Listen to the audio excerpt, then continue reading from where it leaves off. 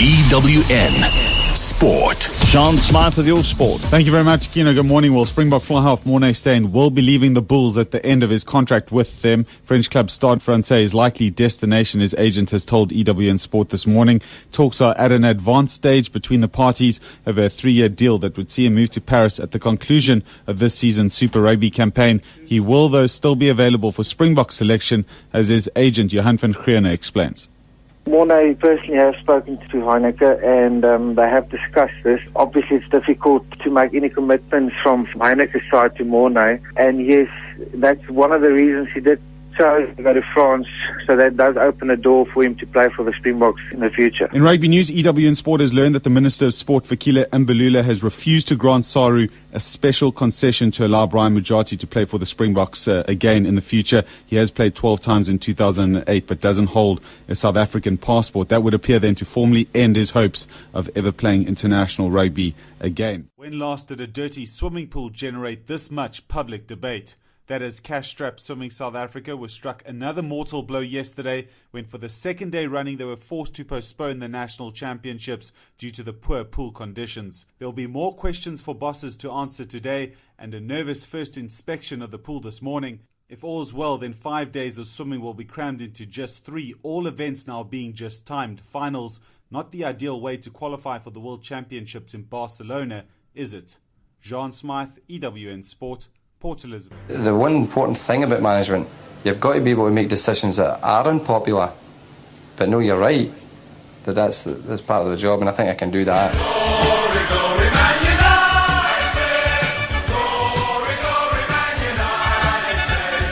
Glory, glory, Man United! As the Reds go marching up! The sheer weight of reporting in the British media on Tuesday that Sir Alex Ferguson could call time on his career as the manager of Manchester United seemed to herald the end of one of the finest managerial careers that the game's ever witnessed.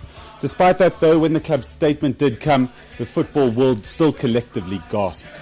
The 71-year-old managed for 26 years, won 13 league titles, 2 Champions League titles, 5 FA Cups, and a host of other accolades. He succeeded Ron Atkinson at Old Trafford in November 1986. Atkinson was one of the first to pay tribute as he told EWN.co.za of his surprise. He spoke to Ferguson yesterday and there wasn't a hint of today's announcement. He also said he was shocked as he'd believed that he was still going to continue for a number of years yet. Ferguson led the club in 1,604 matches, of which he won 965. 360 were drawn, while he suffered 279 losses, an astonishing record. Now the question at the moment is as to who will replace him, with an announcement set to be made sometime this week. In the apparent running, we have the Real Madrid manager Jose Mourinho, Everton boss David Moyes, Jurgen Klopp of Borussia Dortmund, and former United star Ole Gunnar Solskjaer. Now Ferguson's final game in charge of the club will be at the Hawthorns against West Bromwich Albion on the 19th of May. After this, he'll take a seat on the board and also represent the club as an ambassador, his legacy indelibly inked on British football. Jean Smyth, Eyewitness News, Sport. While in some good news, EWN Sport understands that the former Bok flank Juan Smith, who had retired from rugby due to an Achilles tendon problem, has flown to France overnight for a medical ahead of a prospective move to Toulon. He has been training with the Cheetahs after his most recent operation alleviated much of the discomfort that he had been experiencing. Well, it was all Australia at Newlands for all of 5 minutes as they took a 3-0 lead through Christian Leofano.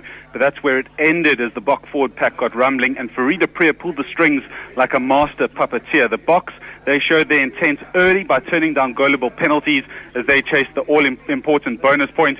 A superb pass from de Priya put Adrian Strauss over from second phase, and just minutes later, Captain Jean de Villiers threw a skip pass to JJ Engelbrecht, who drew his man and fed Zane Kirchner, who stepped Israel Folau to cruise over. Morné Steyn added all the rest, going over the 600-point mark in Test rugby. Wallaby flank Michael Hooper's been sin-binned, perhaps harshly, as Evan Etzebeth attempted to use him as a stepladder. Flip van der Merwe was also saw yellow for leading with the elbow on the stroke of half-time. The Boks, they still need 2 tries here for a bonus point, while Australia, they need a miracle. Jean Smyth, EWN Sport, reporting live from Newlands. Well, the Springboks left it all too late to secure the much-needed bonus point victory at Newlands. Willie Leroux crashing over with 8 minutes to spare to give a raucous Newlands crowd hope, but it wasn't to be as it ended 28 points to 8. It all looked bright for them early on with first half tries for Adrian Strauss and Zane Kirchner. Mornay Steyn going over the 600-point mark in Test rugby with the boot. The home side led 23-3 at the break. The Boks, though, went completely off the boils. The Wallabies, who stayed on the field at half-time, started to put together their traditional multi-phase game. Again, the refereeing was in the spotlight as Frenchman Jérôme Garcia handed out 4 yellow cards, and there was also a moment of controversy as he called Brian Abana back as he was streaking for the try line in the second half. Bok coach Hanneke Meyer won't be a happy man despite a second successive win over Australia, particularly in light of their dominance. It's finished in Cape Town, South Africa 28, Australia 8. Jean Smyth, EWN Sports, reporting live from Newlands.